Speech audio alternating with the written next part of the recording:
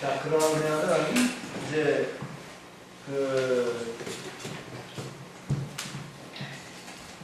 세 분 말씀하시는 거 듣다 보니까 참 좋다. 그러니까 그런 생각이 자꾸 듭니다. 그러니까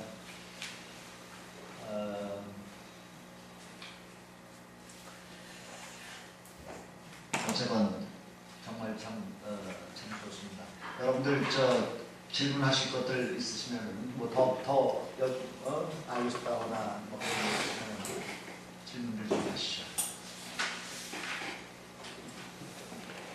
인테리어 계획 있으시면 평당 단가도 물어보시고. 아까 100만 원이라고 그러지 않았어요? 그 10년 전 가격이에요. 그 사진에 보니까 저는 뭐 건축 일을 잘 모르는 사람이지만은 그 사진에 나왔던 것들을 인테리어만 한 게 아니라 건축 자체를 하신 거 아니죠? 네, 저는 그 모든 걸 다 하고요. 제가 안 하는 거는 도배요. 하고 장판, 제가 다른 건 하는데 장판 이렇게 비닐 장판, 비닐 장판하고 도배만 하지 않고요. 제가 아까 얘기하려다가 빼먹은 게 하나 있는데 이따 생각나면 말씀드리겠습니다. 그러니까 그 건축이라는 예. 게 그게 배우지 않고서 저 정도 한다는 게 되게 쉬운 게 어디 뭐 야미로 뭐 어떻게 하는 그렇죠. 그게 사실은 쉬운 일이 아니죠. 쉬운 일이 아닌데 선친이 혹시 아니요, 그런 것도 전혀 아니고요. 내가 학교를 다니면서 말 그대로 용역회사에 열심히 다니면서 노동들을 데모들을 하러 다녔어요. 근데 그럴 때마다 저는 그냥 서투로 보지 않았고요. 제가 꼼꼼히 그 데모를 하면서 어떻게 하는구나 이런 걸 좀 봤고요. 그 다음에 제가 처음에 일을 할 때는 도면을 제가 원래는 도면이 없이 집을 질 수 없거든요. 도면을 제가 뭐 한 달씩 이렇게 공부를 했습니다. 제가 모르니까. 그래서 도면을 공부를 해서 어차피 설계가 나와야 집을 짓거든요. 이제 그때는 그렇게 했고요. 사실은 뭐 제 자랑이 아니라 지금은 도면 없이 그냥 집을 짓습니다. 그 도면을 그리는 비용도 좀 아껴야 됩니다. 근데 이제 본인이 저렇게 말씀하시는데 제가 그 사업자 등록되어 있는 회사 고용된 사장입니다.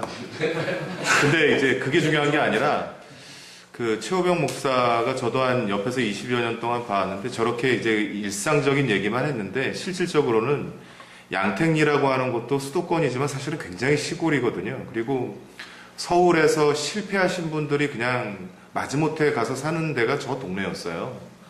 그러면서 독거노인들도 굉장히 많고 가난한 분들도 많고 뭐 아빠하고 아이들하고 이렇게 버려진 채 살아가는 가정들도 많은데 사실은 저분이 선교를 하고 목회를 하면서 그런 지역민들을 돌보기 시작한 거예요. 지금도 마을잔치를 열 정도고 어느 집에 무슨 일이 발생하면 제일 먼저 찾는 목사님이고 그런 일들을 어떻게 했느냐. 건축을 그냥 한 게 아니라 어느 집에서 전기 고장 났다 그러면 가서 전기 고쳐주고 심지어 건축 일을 하면서 전기 보일러를 설치해서부터 개설까지 다 하는데 그런 집들 요청이 있을 때마다 가서 수리해주고 새로 놔주고 손질을 하니까 못하는 게 없는 거죠. 그러니까 그렇게 발전되어 온 겁니다, 삶이. 그리고 덧붙이자면 이제 그거는 사실 어떻게 보면 초창기였고요. 지금은 솔직하게 얘기하면 제가 그렇게 해드릴 만한 시간이 안 돼요.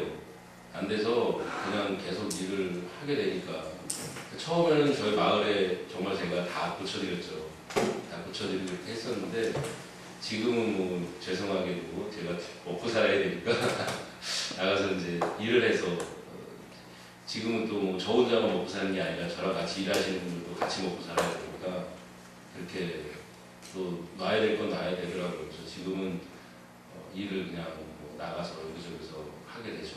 주로 뭐 아까도 보면 교회 쪽 일이 많은데 뭐 목사라 그래서 그런 건지 모르겠지만 어쨌든 제가 카페라든가 이런 공사를 좀 하고요. 그 다음에 교회들은 뭐 어떻게 이렇게 연락이 되면 교회 인테리어 공사를 하고요. 그 다음에 현재 조립식으로 짓는 집은 현재 지금 진행 중에 있는 겁니다. 그래서 지금 홍성에서 하고 있는데 두 분만 일 시켜서 제가 올라와서 이제 또 이따가 내려가야 되는데 그렇게 해서 하다 보니까 경험이 쌓이니까 되는 거더라고요. 처음부터 제가 다 했던 게 아니라 조금씩 하지만 제가 그걸 자꾸 직접 경험하고 체험을 하고 해보니까 건축일은 다시 돌아가면 안 되거든요. 우리가 노가다 용어로 대나웃이라고 그러죠. 대나웃이 다시 해체하고 다시 해야 되는 그런 일이 나오면 안 된다라는 게 제가 철칙같이 생각하면서 일을 하다 보니까 시행착오를 하지 않아야 되거든요. 그게 이제 아까 우리 정은영 목사님처럼 자기가 집을 질 때는 아무 문제가 없지만 돈을 받고 남의 집을 져줄 때는 그렇게 되면 문제가 심각한 거잖아요. 그 사람은 제대로 집을 져주기 바라는데 다시 짓다가 뜯어버리고 다시 짓고 이렇게 하면 건축비도 많이 상승하니까 그렇지 않으려면 처음부터 끝까지 아무런 문제 없이 진행이 돼야 되고요. 또 뭐 다 아시겠지만 좋은 업자 만나는 게 어려우시잖아요. 좋은 업자 만나는 게 어려우신데 제가 목사가 아니어도 좋은 업자가 되려고 노력을 하는 거죠. 저도 항상 불안한 마음도 있죠. 때때로는. 그래서 제가 해보지 않은 일들을 하려고 할 때는 좀 불안한 마음이 좀 많이 있는데요. 그것도 제가 이제 한 거의 14, 15년 이상을 해보다 보니까 건축 일에는 그런 일은 별로 없습니다, 지금. 그래서 아까 제가 자신있게 말씀드린 것처럼 도면 없이도 제가 지을 수 있다는 말씀을 드리는 거고요. 뭐 조금 더 과장되게 말씀드리면 빌딩을 지을 수 있습니다. 지금은 주거용 주택 신축하는 거 네, 그것도 다 가능하고 그것까지 하시는 거예요? 다 할 수 있는 거예요. 와, 그게 다 똑같, 그게 사실 똑같거든요. 건축가 아니야? 건축가. 나중에 우리끼리 지을 때도 좀 근데 그, 미리 잡수. 그래서 힘든 게 이제 돈이 안 되게 하다 보니까 다른 게 없는 거죠. 그래서 제가 좀 힘들긴 한데 아무튼 좀 미리 예약을 좀 하셔야 됩니다. 일이 많이 밀려 있어서. 제가 궁금한 건 이제 건축은 그렇고 그렇게 거의 월요일부터 예. 금요일, 토요일까지. 토요일까지 나가서 일을 하시고 지금 교회는 교회대로 하시잖아요. 예. 그러면 교인들이 바라보는 목사님은 어때요? 그렇게 하시는 거에 대해서 교인들은 어떻게 이해를 해요? 글쎄요, 제가 이제 교회 목회 처음 나갔을 때 교인이 없었어요. 한 분도. 그래서 이제 제가 마음대로 목회를 할 수가 있어서 원래부터 저는 그 마음대로 목회를 하고 싶었습니다. 그러니까 뭐 이런 예수 세미나라든가 역사직에서 이런 게 제가 그런 거 아직 모를 때도 저는 그 아까 말씀드린 대로 예수가 나에게 자유를 줬다라고 하는 걸 굳게 믿고 있기 때문에 자유롭게 목회해야 된다는 게 제 철학이고요. 그래서 그렇게 하고 있었고요. 잠이 많아서 새벽 기도를 안 한다고 했습니다. 자유롭게 하라 그랬습니다. 그러니까 제가 안 한다고 못하고 자유롭게 해라 그랬습니다. 자유롭게 하라고 그랬고 저는 하지 않았죠. 당연히. 그때는 잠이 많아서 못했고요. 지금 일이 많아서 못하고요. 그럼에도 불구하고 아까 얘기한 대로 마을 사람들하고 함께 하려고 하는 마음을 가지고 있다 보니까 교인들이 생겨나더라고요. 하나도 없었던 교회였지만 교인들이 생겨나고 저희가 지금은 뭐 한 30여 분 정도 예배를 드립니다. 예배 인원은 한 20에서 30명 사이. 교인 숫자는 뭐 계산해보면 한 50명도 되더라고요. 그런데 작은 20평밖에 안 되는 작은 예배당이고요. 그래도 그렇게 하는데 그 일의 1등 공신은 제가 아니라 저희 집사람이겠죠. 지금은 저희 집사람이 말 그대로 잘 하니까 그래서 제가 여기서 말씀드릴 게 없죠. 그 부분은. 제 목회는 저희 집사람이 열심히 해서 잘하는 것 같고요. 아무튼 저는 교회는 아주 재밌게 편안하게 제가 하고 싶은 대로 그 대신 저도 교인들한테도 당신들도 편안하게 해라. 제가 항상 하는 얘기가 그거예요. 아까 우리 다른 목사님도 그런 얘기 하셨지만 헌금 또 출석 이런 거 저는 때때로는 하지 말라고도 얘기하고요. 또 주일에도 오고 싶은 마음이 안 들면 좀 방학하라고 제가 얘기합니다.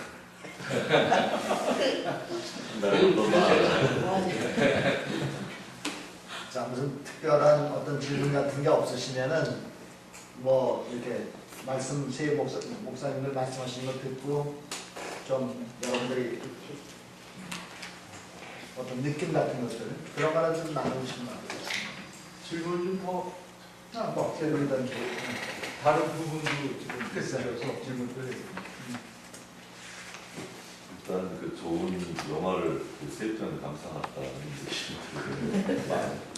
그리고 양민철 목사님 그 이제 교회 안에 갇혀 있는 교회를 현장 교회로 끌어내는 과정에서 그 1, 2, 3, 4, 5등 그 헌금 순위의 그 교우들이 나갔다고 그러셨는데 그 상황을 조금 더 설명해 보시고 그것이 교회 공동체에 어떤 작동을 했는지 혹시 목사님은 뭐 어떤 마음이 있었었는지 저는 이제 보험주의권 교회니까 교회당 안에서 모든 게 이루어지잖아요. 어느 날 세월호 사건이 터져서 등 떠밀려 나간 셈이죠. 행세에서 나온 것이 아니라. 그래서 작년 한 해 교인도 많이 떠났는데 세월호를 직접 언급하기보다는 소위 목사의 부재. 그래서 저는 그 작년 그 연말에 공개 대화를 교인들 앞에 제가 제안을 했습니다. 하고 싶은 얘기 다 하고 나도 좀 이야기를 해야 되겠다. 한국교회가 세월호 사건이 한국교회를 향해서 어떤 질문을 던졌다면 우리 교회는 어떻게 대답을 할까? 결론은 제 목회 일환으로 보기. 물론 그것으로 인해 떠난다는 데 있지만 세월호 가족을 돌보는 것에 대해서 사회정의 실현하는 것도 목회라는 것으로 작년 12월 공개 대화 때 서로 대화가 됐고 그리고 금년 1월 달에 교인 총회 때 현재 그 김문별 목장이라는 방법으로 이 질문에 대한 답을 낸 거거든요. 이것을 공식 결의해줘서 교회 안에 어떤 활동하는 데 지금 아무 문제가 없는데 작년 한 해 동안은 정말 많은 어려움이 있었죠. 처음부터 그것을 고민하고 시작했던 목회가 아니었기 때문에 그렇습니다. 그래서 가끔 이제 방안광장에 와서 피켓팅 한번 잠깐 하고서 그것을 쪼개서 이렇게 시리즈로 올리면서 나름대로 뭔가 이렇게 마케팅 비슷하게 하시는 분들 보면 한편으로 보면 부럽기도 해요. 왜냐하면 저는 거의 2년 동안 상주하면서 이번 목회적 손실은 굉장히 크거든요. 그런데 그냥 목사로서는 행복해요. 목사로서는.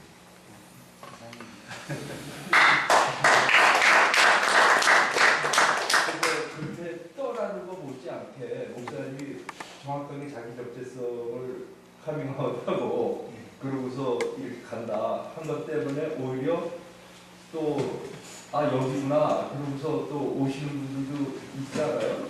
그렇지 않았어요? 나중에는 있을지 모르겠는데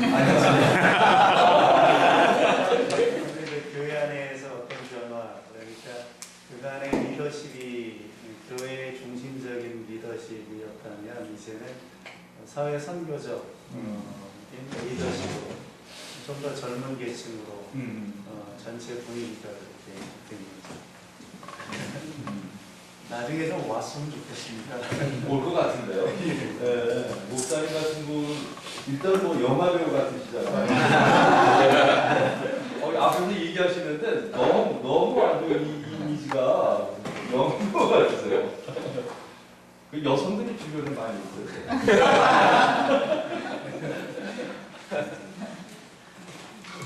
아까 폭력 당하셨다 그랬잖아요. 동료경찰서 가시는 것까지 사실 SNS에 봤거든요. 많이 맞으셨어요? 어떻게 처리했어요? 최소한 제가 먼저 많이 당해서 한 대라도 저 때리면 목욕문화재가 없어질 것 같더라고요. 어쨌거나 그래서 끝까지 맞았는데 하여튼 그래도 괜찮고요. 우리 안희성 목사님이 경찰서로 오셔서 저는 그 처음이기 때문에 어떤 사안으로 고발을 해야 될지 경찰 직무유기까지가 포함했습니다. 왜냐하면 112로 신고했는데 20분 만에 왔어요. 20분이면 살인사건도 나지 않습니까?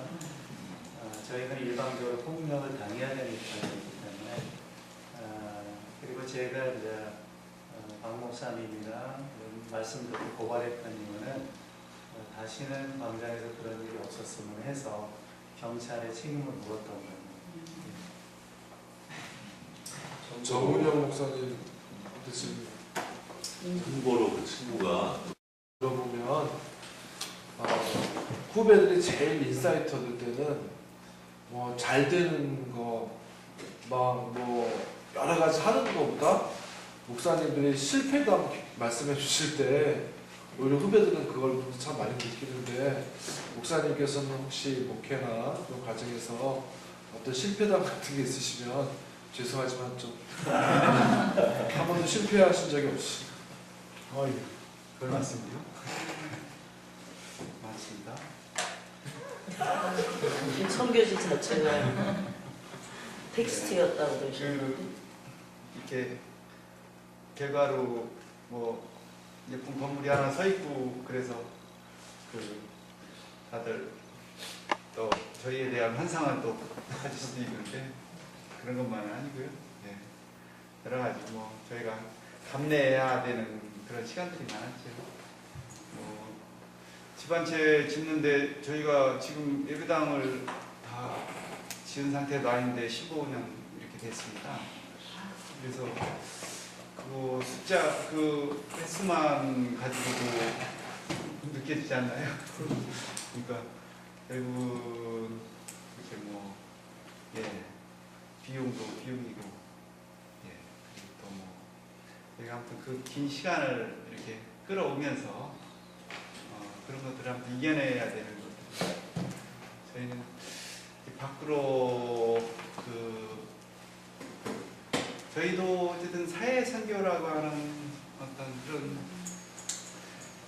하나의 이제 그런 모양으로 그 농촌 사회에서 이제 진행되고 있다는 생각을 하는데 저희는 좀 너무 열악한 그런 환경들을 견뎌내는 것 때문에 이렇게 밖에서 뭔가 좀 필요로 하는 일들을 참여하지 못하고 이런 것들이 늘 아쉽고요.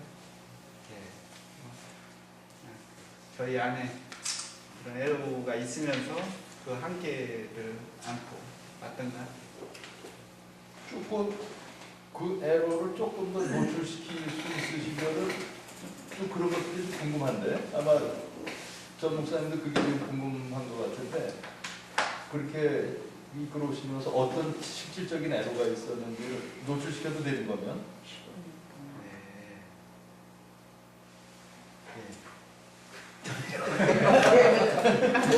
갑자기 애로사항을 하기 시작.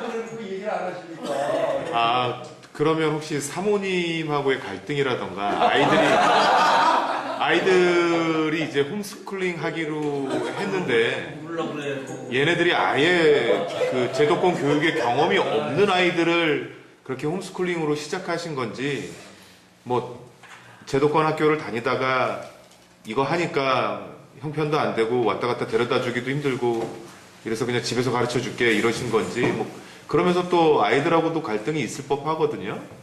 저도 이 질문을 하고 싶었던 건데 하나만 덧붙이면은 사실 그 홈스쿨링 한다고 그러면 제일 부딪히는 거는 그 아이들의 부모님일 거라고.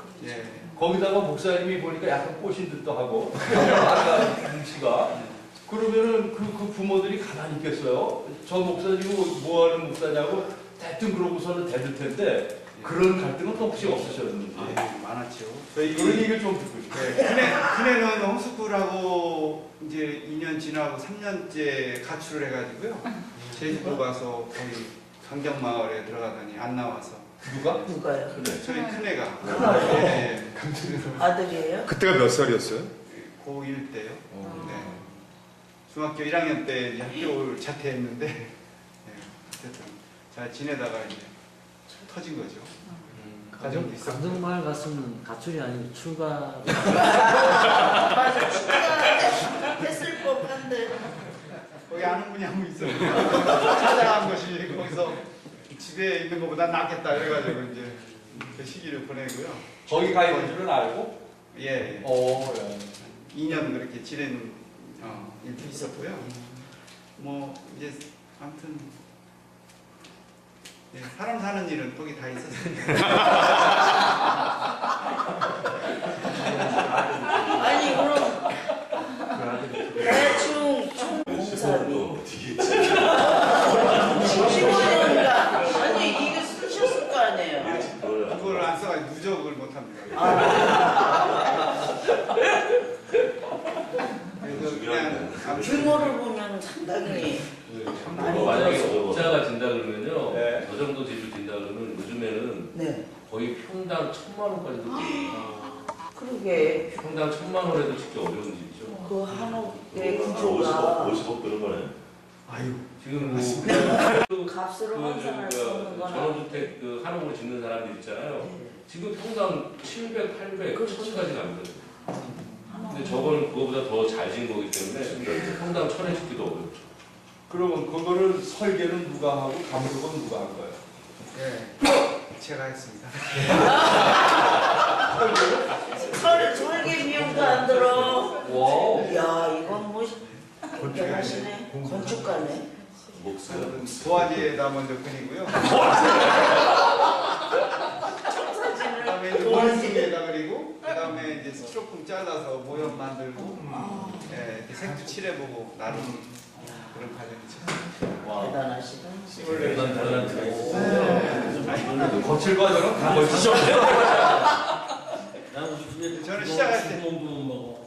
예, 시작할 때 3년이면 되겠지 이렇게 제가 오. 가늠을 하고 시작했는데 뭐 아이고 아무튼 제가 세상을 이렇게 모르고 살다 보니까 그냥 가당치도 않은 일 시작해놓고 또 마무리하는데 청춘이 다 갔습니다. 근데 저는 이제 이렇게 그 오랜 시간 그 많은 노력 이렇게 들이면서 하는 일을 통해서 제가 깨달은 게 많고 그래서 뭐 그런 걸 가치 있게 생각하고요. 지금은 이제 거기를 그 단지 교회 공간만이 아니라 지역에서도 이렇게 두루두루 사용하는 공간이 되고 넓은 의미의 그 선교가 이루어지는 장소가 됐다는 생각이 들고요. 그래서 다양한 만남과 또 그런 공동체적인 그런 네, 교류들이 그 자리에서 일어나고 있었어요. 감사하게 생각하고 있습니다. 그걸 조금만 더 소개해 보실래요? 그 공동체, 그 건물 안에서 실제로 지금 일어나고 있는 일들. 어떤 거를 지금 이 일들이 일어나고 있어요? 예. 여기까지 좀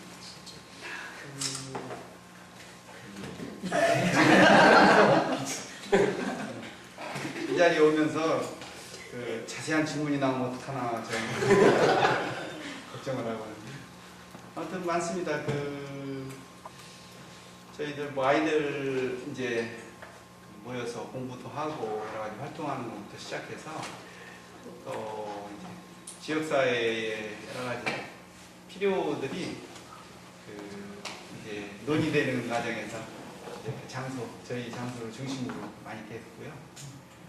저희가 특별히 이제 하나의 그 최근의 결실로 바라보는 거는 저희가 이제 지역에서 계속 그 살아온 건데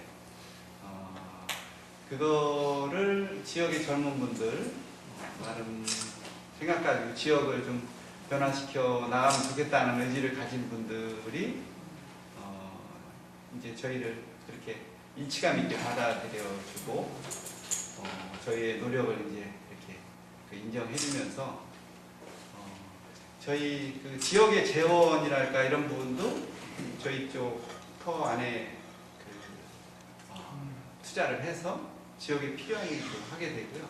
그래서 아까 이제 맨 마지막으로 보신 사진 이런 것도 노인들 복지센터를 지었는데요. 저희가 이제 거기서 이제 앞으로 계획하는 일은 노인들 그 지역에 있는 주간로 또는 방문요양 또는 작은 규모의 요양까지 해서 노인 복지 프로그램들을 계획하고 있고요. 그리고 이제 도농교류 이런 면들을 저희가 그냥 아름아름 해오고 농촌 이제 경제에 도움이 되는 그런 경제 활동도 조금씩 직거래 방식으로 해오고 이랬던 것들인데 그게 나름 저희가 그 어느 시점에 오니까 조금 규모화되면서 이렇게 다양하게 통로가 열리는 경험들을 좀 하고 있어요. 그래서 예, 아무튼 저희가 조그만 씨를 심은 건데 그것이 이런 시간이 흐르면서 결실로 나타나는 것 아닌가 하는 생각을 하고 있고요. 그래서 젊은 사람들이 또 일선으로 참여하고 아이들에게 이제 학교 같은 기능도 하지 않습니까? 그리고 저희는 이제 그 공예 학교 같은 그 아이들 청소년 프로그램 이런 것도 예, 관심 가진 분들 참 많더라고요. 그런 도움을 받아서 하고 있고요. 그 요즘 이제 자유학기제 같은 이제 아이들 뭐 학교에서 실행되는 그런 과정에서 농촌과 어떤 자기 몸으로 할 수 있는 그런 체험들 위주로 해서 자기 진로를 고민해 볼 수 있는 이런 프로그램도 하고 있고요. 그러니까 이제 저희가 보통 사회경제 네트워킹 된 그런 속에서 개입되는 일들이 많은데 한 지역에 그걸 수행할 만한 주체들이 없어서 하지 못하는 것들이 참 많아요.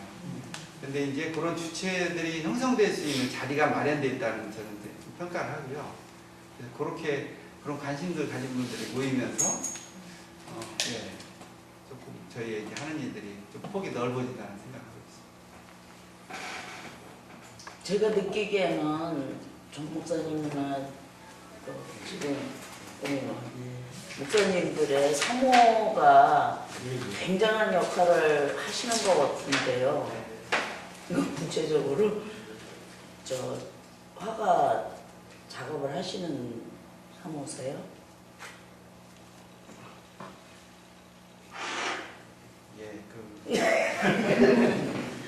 뭐 미술 공부를 했었었고요.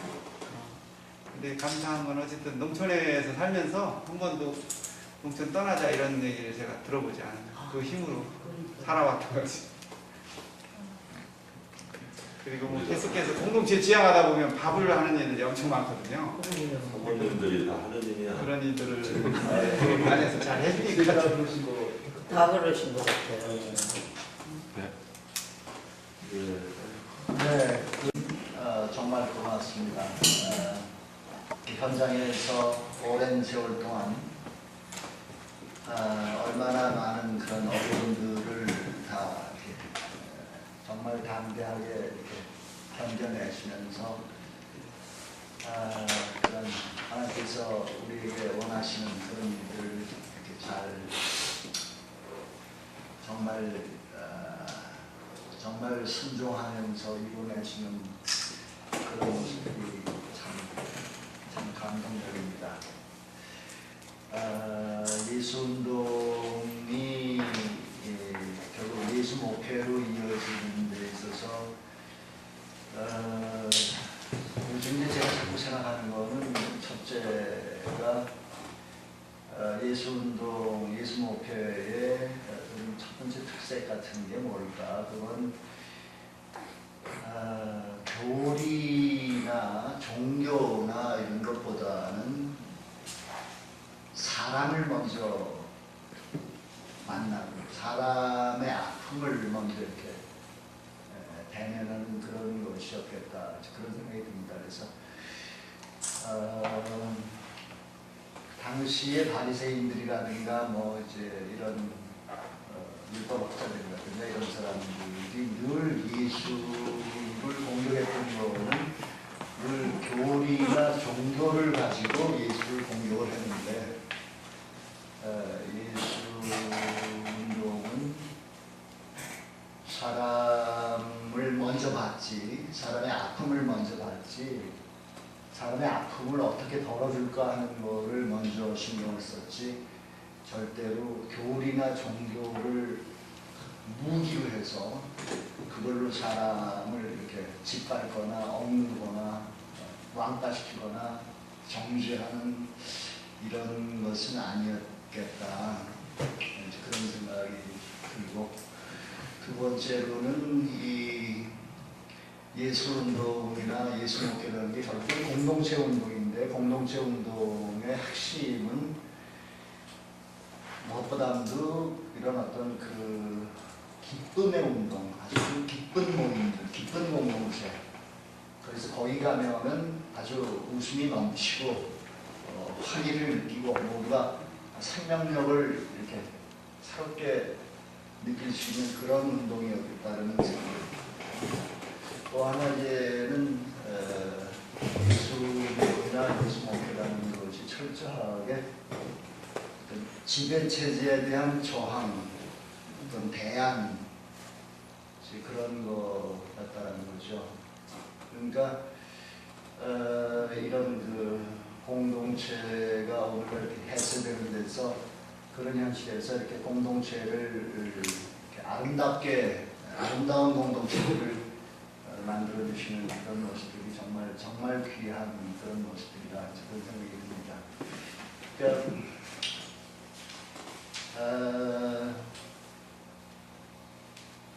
아주 이렇게 우리가 교회에서 잘 묻지 않고 학교에서도 잘 묻지 않았던 질문이 지나놓고 보니까 그래요. 제가 생각을 해보자. 첫 번째 질문이 뭔가 하면은 왜 예수 죽이는데 왜 예루살렘 성전 제사장들하고 신학자들, 요즘 말로 하면 대형교회 목사들하고 신학자들이, 율법학자들이 예수 죽이는데, 메시아 죽이는데 왜 앞장서느냐, 그 문제를 신학교에서 진지하게 묻지를 않았던 것 같아요. 두 번째 질문은 최근에 이런 생각이 더 강해졌는데, 히틀러 때 유태인들 학살하는 SS 대원들, 한국전쟁 때 사람들, 민간인 학살하는데 앞장섰던 서북 청년단 같은 사람들, 이게 다 철저하게 아주 세례받고 교회에서 교회 생활 충실하게 하던 아주 신실한 기독교인들이었다는 거죠. 남미에서도 남미 독재 정권, 남미 대륙 전체가 독재 정권으로 쓰이던 1960년대 이후 70년대, 80년대 초까지 거기서 학생운동, 농민운동, 무슨 노동자운동 이거 깨치는데 앞장섰던 사람들이 다 세례받은 신자들이었다는 거거든요.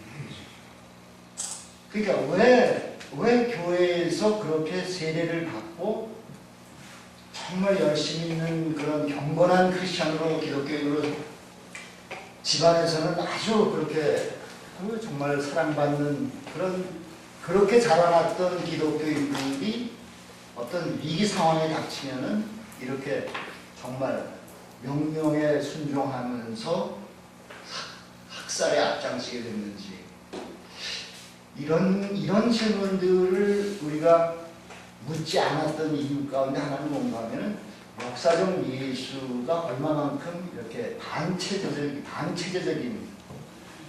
그런 운동을 하는가라는 것에 대해서 우리가 좀 질문을 하지 않았던 그런 것이 이유가 있지 않나, 그런 생각을 자꾸 합니다. 어쨌든 오늘 세 분 목사님들 이렇게 아주 정말 감동적인 얘기 들려주셔서 정말 고맙습니다.